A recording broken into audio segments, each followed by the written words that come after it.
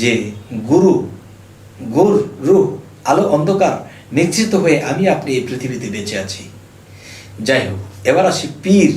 পীর শব্দের অর্থ কি? পীর শব্দের অর্থ আসছে জ্ঞানের বৃদ্ধা। জ্ঞানের বৃদ্ধা, একজন জ্ঞানের বৃদ্ধা মানে সে জ্ঞানের বৃদ্ধা, যদি সে বৃদ্ধ লোক হতে হবে না, যার জ্ঞানটা পেকেছে, পাকাপোক্ত জ্ঞান হয়েছে। আর সেই জ্ঞানটা কি শুধু পুস্তকের জ্ঞান নয়, সেই জ্ঞানটি আল্লাহর সাথে হট কানেকশনে যিনি কথা বলতে পারেন, যা বলে কিছু হয়ে যায়। আর পুস্তক পড়ে বললে এটা কিন্তু হবে না। অনেক পীর আছে পৃথিবীতে, দেখা যাচ্ছে পুস্তক পড়ে পড়ে কথা বলতেছে। আরে পুস্তক পড়ে কথা বলবেন কেন? পুস্তক তো মানুষেরই লেখা, মানুষই তো লিখেছে। তবে পীরদের কথা হবে রুহানি জগৎ থেকে কথা এনে ভক্তদের মধ্যে ছেড়ে দেবে। যাই হোক, এখানেই বলা হয়েছে যে পীর মুর্শিদ খোদা, না করিও জুদা, এক সুতায় বাঁধা। তাহলে পীর শব্দের অর্থ কি? জ্ঞানের বিদ্যা। আর সেই জ্ঞানটা কি? আল্লাহত্ব জ্ঞান। পীরে আল্লাহ প্রাপ্ত বিষয় সত্য তত্ত্ববিধান পীরের কাছে। আচ্ছা, এবার মুর্শিদ। মুর্শিদ বিষয়টা কি? মোর যোগ সিদ্ধ, যে তাওহীদের মুর্শিদ আমার মুহাম্মদের নাম।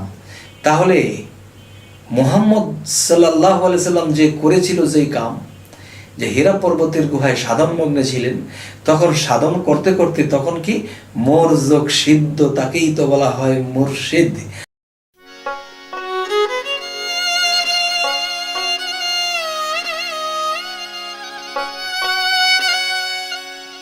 হে জগতবাসী, আশা করছি সকলেই ভালো আছেন। তো আজকে একটি আলোচনা নিয়ে হাজির হইলাম। সেই আলোচনাটি হলো, একজন ব্যক্তি আমাকে কমেন্টে জানালেন যে আপনি মুসলমান এবং হিন্দুরা ব্যবহার করে গুরু, কিন্তু আপনি তো মুসলমান, আপনি গুরু বলবেন কেন? আপনি পীর বলতে পারেন, মুর্শিদ বলতে পারেন।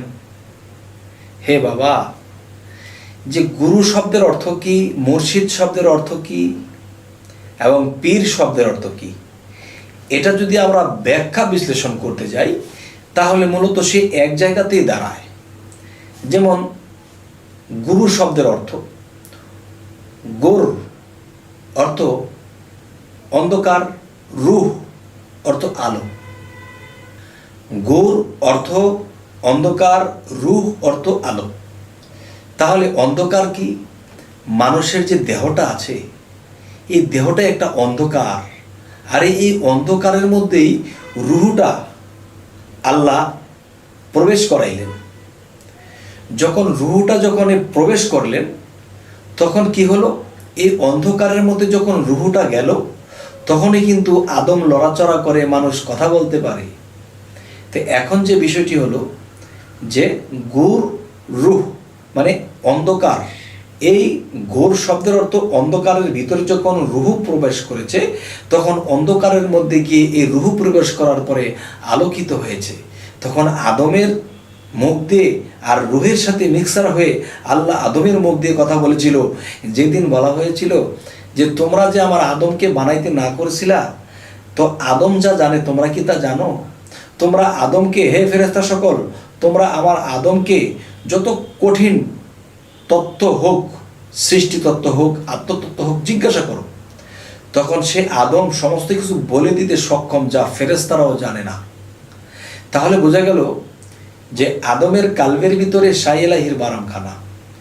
তো এই আদম যখন মাটির গড়া ছিল, যখন এর মধ্যে রুহু ফুৎকার করেছে, রুহু কি? রুহু তো আলোকিত, শূন্যময় রুহ একটা আলোকিত। এবং সেই অন্ধকারের মধ্যে যখন রুহুকে ফুৎকার করেছিল, তবে রুহের সাথে কে ছিল? আল্লাহ ছিল। তখন সেই রুহের সাথে মিশ্রিত হয়ে আদমের মধ্যে আল্লাহ সমস্ত প্রশ্নের উত্তর দিলেন। আচ্ছা, তাহলে পীর শব্দের অর্থ কি? গুরু শব্দের অর্থ কি? মুর্শিদ শব্দের অর্থ কি? যে গোর অর্থ অন্ধকার, রুহ অর্থ আলো। এই অন্ধকারের মধ্যে যখন আলোটা গেল, তখনই সে অন্ধকারের মধ্যে আলো জ্বলে উঠল। সেটা কিসের আলো? জ্ঞানের আলো। আচ্ছা, তাহলে এখন যে কথাটি আমি বলবো, গোর, রুহ, তার মানে আলো অন্ধকার। এই রুহ আলো অন্ধকার নিয়েই এই দেহবটির মধ্যে তিনি আছেন। এই হলো গুরুর ফয়সালা। যিনি আমাকে বলেছিলেন যে আপনি গুরু বলবেন কেন, গুরু তো হিন্দুরা বলে, তাহলে আমরা পানি বলি, তারা জল বলে, তাহলে পানি তো বাংলা ভাষা না, বাংলা ভাষা হলো জল, আর জলের ভাষাটা হিন্দুরা নিয়ে গেল আর আমরা পানি বলতেছি। তাহলে বোঝা গেল তারা আমাদের ভাষাটা নিয়ে গেল, তো সেটা বড় কথা নয়, কিন্তু তারা জল বলে আমরা পানি বলি, বস্তু তো একটাই। তাহলে গুর রুহ আলো অন্ধকার নিয়ে আপনি আমি বেঁচে আছি, এটা কি অস্বীকার করা যাবে? তাহলে গুরু এটা মুসলমানেরও, পানি যেরকম মুসলমানের, আর পানির আরেকটি নাম জল, এটাও একই বস্তু। ঠিক তেমনি করে যে গুরু, গুর রুহ আলো অন্ধকার নিশ্চিত হয়ে আমি আপনি এই পৃথিবীতে বেঁচে আছি। যাই হোক, এবার আসি পীর। পীর শব্দের অর্থ কি? পীর শব্দের অর্থ আসছে জ্ঞানের বৃদ্ধা। জ্ঞানের বৃদ্ধা, একজন জ্ঞানের বৃদ্ধা মানে সে জ্ঞানের বৃদ্ধা, যদি সে বৃদ্ধ লোক হতে হবে না, যার জ্ঞানটা পেকেছে, পাকাপোক্ত জ্ঞান হয়েছে। আর সেই জ্ঞানটা কি শুধু পুস্তকের জ্ঞান নয়, সেই জ্ঞানটি আল্লাহর সাথে হট কানেকশনে যিনি কথা বলতে পারেন, যা বলে কিছু হয়ে যায়। আর পুস্তক পড়ে বললে এটা কিন্তু হবে না। অনেক পীর আছে পৃথিবীতে, দেখা যাচ্ছে পুস্তক পড়ে পড়ে কথা বলতেছে। আরে পুস্তক পড়ে কথা বলবেন কেন? পুস্তক তো মানুষেরই লেখা, মানুষই তো লিখেছে। তবে পীরদের কথা হবে রুহানি জগৎ থেকে কথা এনে ভক্তদের মধ্যে ছেড়ে দেবে। যাই হোক, এখানেই বলা হয়েছে যে পীর মুর্শিদ খোদা না করিও জুদা, এক সুতায় বাঁধা। তাহলে পীর শব্দের অর্থ কি? জ্ঞানের বিদ্যা। আর সেই জ্ঞানটা কি? আল্লাহত্ব জ্ঞান। পীরে আল্লাহ প্রাপ্ত বিষয় সত্য তত্ত্ববিধান পীরের কাছে। আচ্ছা, এবার মুর্শিদ। মুর্শিদ বিষয়টা কি? মোর যোগ সিদ্ধ, যে তাওহীদেরই মুর্শিদ আমার মুহাম্মদের নাম।